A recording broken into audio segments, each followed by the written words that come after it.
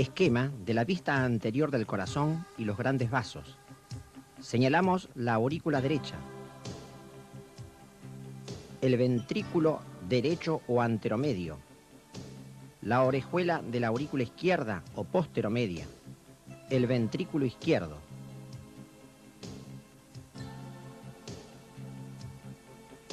Por debajo, la llegada de la vena cava inferior a la aurícula derecha y por arriba la llegada de la cava superior.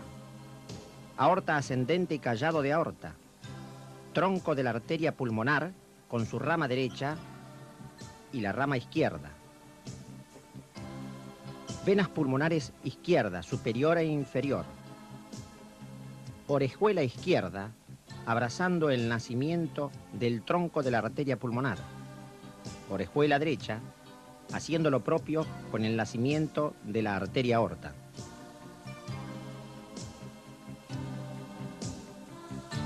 El corazón es un músculo hueco que actúa como bomba aspirante e impelente. Está constituido por fibras musculares, el miocardio y un esqueleto fibroso. En su cara anterior, el ventrículo izquierdo, las paredes libres del ventrículo derecho y el tabique interventricular, con el detalle de la arteria coronaria izquierda. La orejuela izquierda, su relación con la arteria pulmonar, y hacia la derecha, la orejuela derecha, y su relación con la aorta ascendente. La cara derecha del corazón se halla constituida por la aurícula derecha. La situamos. Por arriba, la desembocadura de la vena cava superior y por debajo, la vena cava inferior. El surco aurículo-ventricular derecho con el detalle de la arteria coronaria derecha. La cara posterior, formada por la aurícula izquierda o aurícula posteromedia. La ubicamos. El límite con la cara inferior, representada fundamentalmente por el ventrículo izquierdo. Abordamos ahora la cara izquierda del corazón. Está constituida por las paredes libres del ventrículo izquierdo. Detallamos la punta del corazón. Tomando la posición anatómica, ubicamos el eje mayor cardíaco, que forma un ángulo de 45 grados con la horizontal, representada por el músculo diafragma. Estudiemos la cara anterior cardíaca. En ella, la vena cava superior, la aurícula derecha, el callado de la arteria aorta, la arteria pulmonar con su rama izquierda, la orejuela izquierda y su relación con la arteria pulmonar. Descubrimos las venas pulmonares izquierdas y en la cara posterior la aurícula posteromedia, callado de la aorta y el tronco derecho de la arteria pulmonar y su tronco izquierdo. Acerquémonos a estos elementos vasculares. La aurícula izquierda, por arriba de ella el tronco derecho de la arteria pulmonar abrazada por el callado aórtico. Por último, la vena cava superior y el tronco brachiocefálico venoso. Estudiemos ahora la cara inferior del corazón. La situamos. Está constituida por la aurícula derecha, la desembocadura de la vena cava inferior y la cara inferior del ventrículo derecho y ventrículo izquierdo.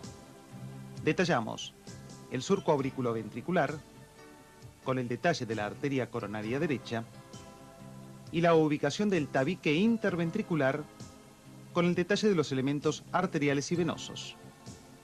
El límite con la cara posterior constituida por la aurícula izquierda o posteromedia. Abordemos ahora una vista derecha. Hemos mantenido los elementos respiratorios. Resecamos el tejido pulmonar correspondiente al pulmón derecho y detallamos por arriba del bronquio derecho la desembocadura de la vena ácigos mayor en la vena cava superior. Reparamos el bronquio derecho. Por delante, la rama derecha de la arteria pulmonar. Debajo, las venas pulmonares derechas superior e inferior. Abordemos la vista superior cardíaca. En ella encontraremos los grandes vasos, pedículo vascular cardíaco. Situamos el vértice del corazón o cara superior, la arteria pulmonar, su relación con la orejuela izquierda, y la arteria aorta con su relación con la orejuela derecha. Por detrás, la vena cava superior. En la vista izquierda situamos la resección que se ha realizado del tejido pulmonar para exponer el árbol traqueobronquial, el callado de la arteria aorta, la relación con el bronquio izquierdo, la arteria pulmonar izquierda y su relación por arriba del bronquio izquierdo. Por debajo, las venas pulmonares izquierdas. Estudiemos la relación de los grandes vasos cardíacos. En la maqueta, vista anterior, situamos la vena cava superior, la orejuela derecha y su relación con la aorta ascendente, la orejuela izquierda y su relación con la arteria pulmonar, su rama izquierda y rama derecha. Detallamos la rama derecha de la arteria pulmonar, abrazada en la concavidad del callado aórtico y situada por arriba de la aurícula izquierda o posteromedia. En la vista parasagital izquierda del corazón, situamos el ventrículo izquierdo, la orejuela izquierda, la ubicación de la arteria coronaria descendente anterior, el callado de la arteria aorta y las relaciones vasculares, el bronquio, tronco de la arteria pulmonar y rama izquierda de la arteria pulmonar. Por delante y debajo, las venas pulmonares. Esquema de la vista anterior de un corte vertical de cavidades cardíacas. Cava superior, aurícula derecha. Pasamos al ventrículo derecho, valva anterior de la tricúspide y valva interna. Llegada de las venas pulmonares a la aurícula izquierda o posteromedia. Pasamos al ventrículo izquierdo, valva posterior o menor y anterior o mayor de la mitral, aorta, valva posterior e izquierda de la válvula sigmoidea de la arteria aorta. Esquema de la vista lateral de la aurícula derecha abierta. Vena cava superior. Llegada de la vena cava inferior y la válvula de Eustaquio. Fosa oval. El anillo de Vieuxens. La cavidad de la orejuela derecha. El anillo de inserción de la valva interna de la válvula tricúspide, la llegada del seno coronario, la válvula de Tevesio, el tendón de Todaro o banda sinusal y la ubicación del triángulo de Koch. En su interior, el nódulo de Ayost-Tabara o aurículo ventricular. Estudiemos ahora la configuración interna de las cámaras derechas, aurícula derecha y ventrículo derecho. Los abrimos y de esta forma descubrimos el corazón derecho. Situamos la aurícula derecha a través del orificio auriculoventricular, con el detalle de una valva de la válvula tricúspide, la cámara ventricular derecha y el orificio de la arteria pulmonar. En la desembocadura de la vena cava superior, un elemento del sistema cardionector, el nódulo sinusal. En el triángulo de Koch, el nódulo aurículo-ventricular. Ambos elementos del sistema cardionector. Pasemos ahora al análisis de las cámaras izquierdas. Ubicamos el ventrículo izquierdo, la aurícula izquierda o posteromedia y el surco aurículo-ventricular. Los abrimos. Descubrimos la aurícula izquierda, el orificio auriculoventricular con el detalle de una valva de la válvula mitral, la cámara de entrada ventricular. En el corte parasagital derecho situamos la aurícula izquierda o posteromedia, el ventrículo izquierdo, el ventrículo derecho por delante. Desde la aurícula izquierda nos acercamos a las valvas de la válvula mitral. A través del orificio auriculoventricular accedemos al ventrículo izquierdo. Por arriba y delante de la aurícula media el nacimiento del callado de la arteria aorta. La aurícula izquierda, por arriba y delante el nacimiento de la arteria aorta y por arriba la arteria pulmonar y el corte de la rama derecha. Por detrás de esta, el bronquio izquierdo seccionado y el esófago por detrás de la aurícula posteromedia. Estudiemos ahora algunos detalles de la válvula tricúspide. Situamos el ventrículo izquierdo, la orejuela izquierda y su relación con la arteria pulmonar. Si abrimos las paredes de la aurícula derecha y del ventrículo derecho, estudiamos la cámara auricular derecha y el pasaje del fluido a la cámara ventricular derecha a través del orificio auriculoventricular. Este orificio se halla provisto de una válvula constituida por 3 valvas, la válvula tricúspide. Sus bordes libres son traccionados hacia la cámara ventricular durante la sístole cardíaca, de manera tal que se impide el prolapso de las valvas, su retroceso hacia las cámaras auriculares, su conexión con las paredes ventriculares a través de las columnas carnosas del corazón.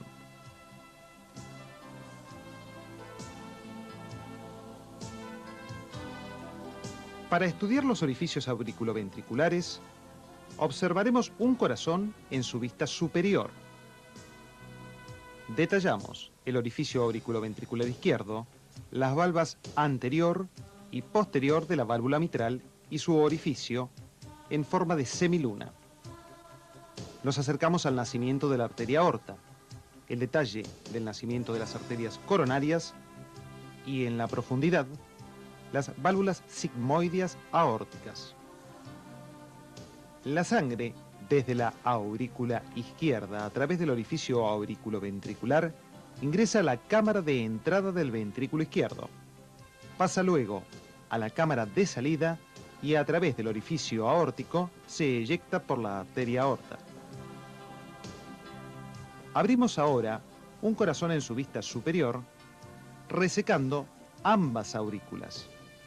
Situamos entonces el orificio auriculoventricular derecho y el orificio auriculoventricular izquierdo. Por delante el nacimiento de la arteria aorta. Estudiemos los orificios auriculoventriculares, orificio izquierdo y orificio derecho. Por delante la arteria aorta, la coronaria izquierda y por delante la arteria pulmonar. Nos dirigimos ahora a la válvula tricúspide, su valva anterior, valva posterior y valva interna. Pasamos ahora a la válvula mitral, su valva anterior o mayor y su valva posterior o menor. En la vista superior, resecadas ambas aurículas, situamos la orejuela derecha, el orificio auriculoventricular derecho, la relación de la orejuela derecha y la arteria pulmonar, el tabique interauricular y el orificio auriculoventricular izquierdo, la relación de ambas aurículas con el pedículo arterial, arteria pulmonar por delante, con el detalle de las válvulas sigmoideas, y por detrás la arteria aorta, con sus válvulas sigmoideas. Nos acercamos ahora al estudio de las válvulas sigmoideas.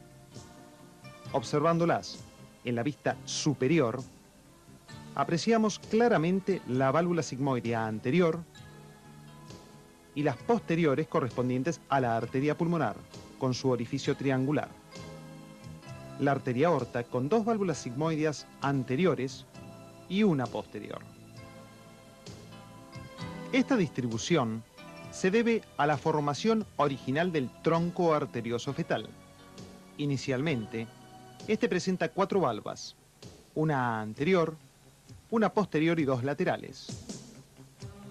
La formación del tabique helicoidal que ha de dividir el tronco arterioso determinará la situación definitiva de las válvulas sigmoideas. El miocardio ventricular posee 2 géneros de fibras, comunes o helicoidales, y propias para cada una de las cámaras. En el ventrículo derecho, las fibras propias son de dirección oblicua. En el ventrículo izquierdo, casi circulares. El miocardio se halla irrigado por el sistema de las arterias coronarias. En la vista anterior, la aorta, el nacimiento de la arteria coronaria izquierda, la rama interventricular anterior o descendente anterior, las ramas parietales que de ella nacen. Seguimos el tronco de la arteria coronaria izquierda, la arteria circunfleja, las ramas destinadas al borde izquierdo del corazón, y siguiendo el borde aurículo-ventricular izquierdo, su terminación en las proximidades del tabique interventricular en la vista posterior.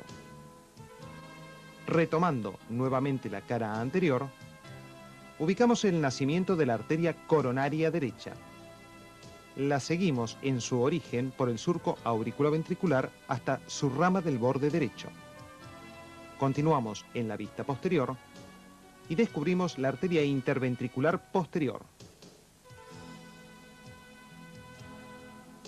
Las arterias coronarias irrigan la totalidad del músculo cardíaco.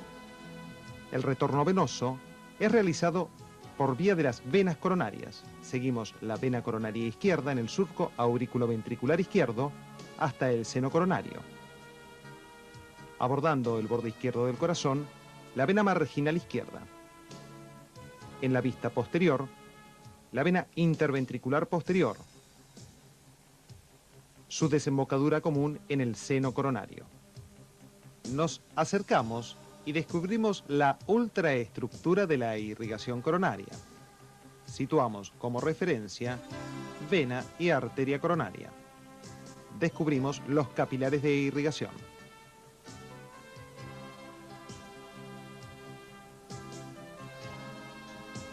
Abordando ahora la vista superior y posterior, situamos la arteria aorta, la arteria coronaria derecha, el sector del tabique interventricular, la arteria coronaria izquierda y seno venoso coronario.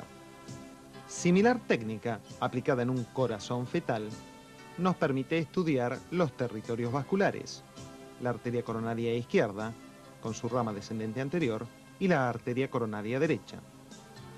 Analicemos los territorios vasculares coronarios. Situamos el ventrículo derecho y nos dirigimos ahora hacia el ventrículo izquierdo. El territorio de la arteria coronaria izquierda, 2/3 anteriores del tabique interventricular y pared libre del ventrículo izquierdo. Los territorios de la arteria coronaria derecha, pared posterior del ventrículo izquierdo con el tercio posterior del tabique y paredes libres del ventrículo derecho.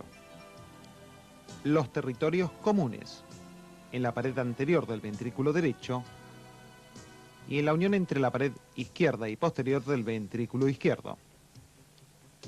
La represión con polimetacrilato de metilo de un bloque cardiopulmonar fetal nos permite estudiar el pulmón, ventrículo izquierdo, la orejuela izquierda y la arteria pulmonar, la cámara ventricular derecha y aurícula derecha. En la vista anterior, la aorta, ventrículo izquierdo, ventrículo derecho y situación del tabique interventricular. En la cara posterior, la represión de la tráquea, el esófago y la aorta descendente. En la profundidad, la relación de la aurícula posteromedia y el esófago. Situamos el bloque cardiopulmonar en su vista anterior. El ventrículo derecho y aurícula derecha nos impiden observar las caras septales de las cámaras izquierdas. Retiremos el corazón derecho. Observamos cara septal del ventrículo izquierdo, la aorta y la cara septal de la aurícula izquierda. En la profundidad, las venas pulmonares derechas desembocando en la aurícula izquierda. Las ocultamos ahora con las cámaras derechas. Situamos el ventrículo derecho y la aurícula derecha.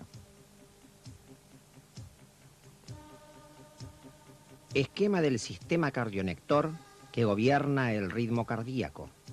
Señalamos el nódulo sinusal o de Katy-Flack. Los haces internodales que lo van a comunicar con el nódulo aurículo-ventricular o de Ashos-Tabara.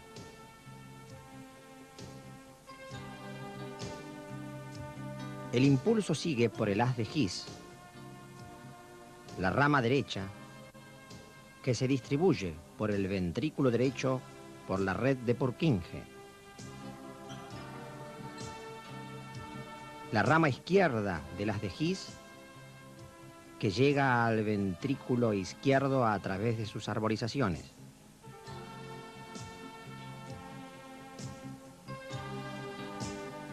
El ritmo cardíaco normal está dado por el automatismo del nódulo sinusal. Los impulsos generados por este nódulo llegan al nódulo aurículo-ventricular, que tiene un ritmo de menor frecuencia, a través de los fascículos internodales.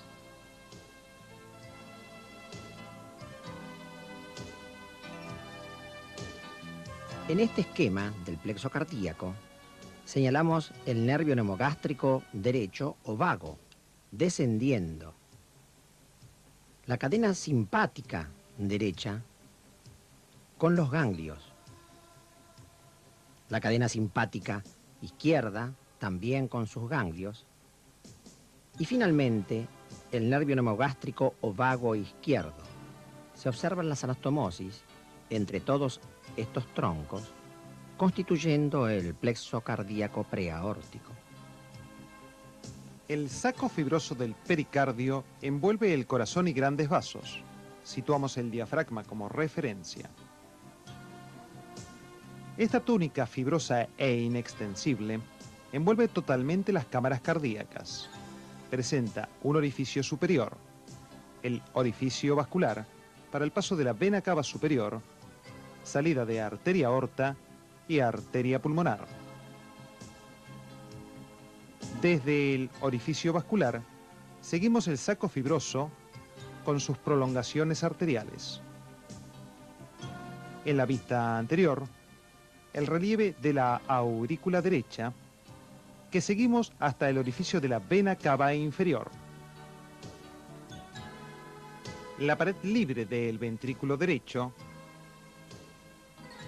y rotando la preparación, abordamos la cara izquierda del corazón, ventrículo izquierdo cubierto por el saco fibroso, y en la cara posterior descubrimos los orificios de las venas pulmonares y el relieve central correspondiente a la aurícula posteromedia o aurícula izquierda. Situamos el corazón en posición anatómica. Hemos de retirar a continuación el saco fibroso del pericardio. Descubriremos de esta manera la serosa pericárdica. Como toda serosa, presentan dos hojas, una parietal íntimamente adherida a la cara profunda del saco fibroso del pericardio. Estudiamos la prolongación sobre la arteria aorta, arteria pulmonar. A continuación, procedemos a retirar la hoja parietal de la serosa pericárdica. De esta manera, descubrimos, por debajo de ella, la hoja visceral de la serosa. Ubicamos la mano, ahora, en un espacio virtual que transformamos en real, la cavidad pericárdica. Retirada totalmente la hoja parietal, exponemos la hoja visceral de la serosa. Estudiamos su comportamiento con los elementos vasculares, la prolongación sobre la arteria aorta, de qué manera salta hacia la arteria pulmonar y su conducta sobre la orejuela izquierda. En la cara posterior observaremos los sitios de reflexión de la hoja visceral hacia parietal. Comenzamos a analizarlos en el orificio de la vena cava superior. Ambas hojas se reflejan, dejando desprovisto de pericardio al sector de la vena cava superior. Llegamos hasta la vena pulmonar derecha superior. Nos dirigimos a la vena pulmonar izquierda superior, situamos el receso interpulmonar superior, receso interpulmonar izquierdo y derecho. A la manera de mochila, sobre la cara posterior de la aurícula izquierda, el fondo de saco de Haller. Lo reparamos. De esta manera, sobre la cara posterior de la aurícula izquierda, exponemos el meso del corazón. Continuamos ahora la línea de reflexión desde la vena pulmonar derecha e inferior hasta la vena cava inferior. Ubicamos los recesos de la vena cava inferior.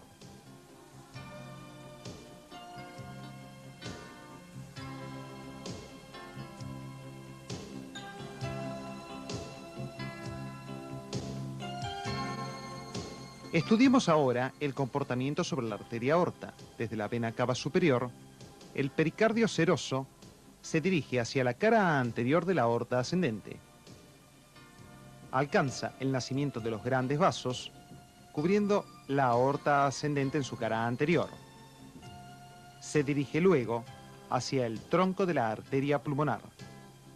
Salta la unión de ambos vasos y lo cubre en su cara anterior. Ubicaremos a continuación el seno transverso de Taylor, sus límites anteriores, la aorta ascendente y la arteria pulmonar. Nos introducimos para abrazar el seno transverso. Lo cerramos. Ubiquemos sus límites posteriores. Por debajo, la aurícula izquierda. Por arriba, el tronco derecho de la arteria pulmonar. Su pared anterior, la cara posterior de la aorta ascendente y cara posterior de la arteria pulmonar.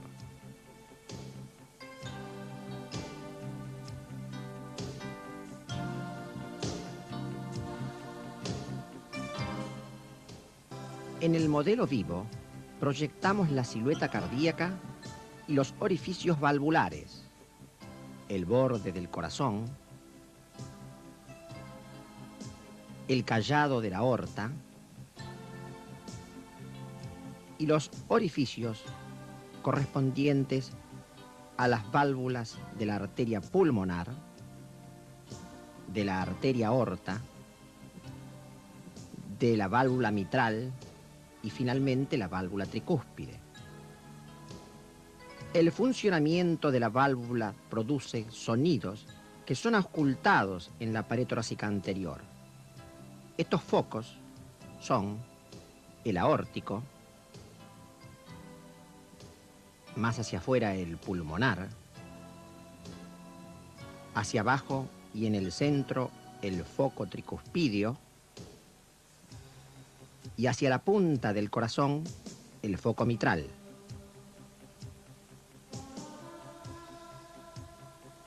Proyectamos los fondos de saco pleurales y en la inyección intracardíaca hacia la cara anterior del corazón debe respetarse el fondo de saco pleural izquierdo. En la punción de la vena subclavia señalamos la clavícula y en la unión del tercio interno y el tercio externo punzamos la vena subclavia, que constituye el elemento más superficial.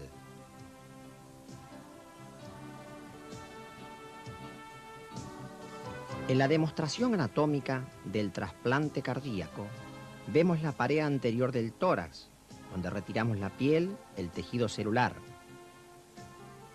Quitamos los músculos pectorales. Retiramos el peto externo condrocostal.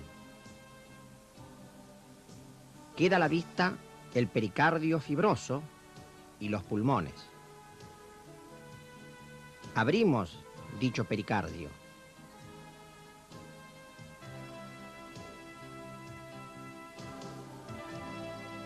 Está a la vista el corazón. Lo retiramos, dejando el bloque auricular. Retiramos el bloque ventricular. En la porción superior señalamos los orificios aurículos ventriculares izquierdo y derecho y los orificios de las arterias aorta y pulmonar. En la profundidad, el bloque auricular del receptor, aurícula izquierda y aurícula derecha. La sección de las dos arterias, esperando el bloque ventricular del dador, que aproximamos.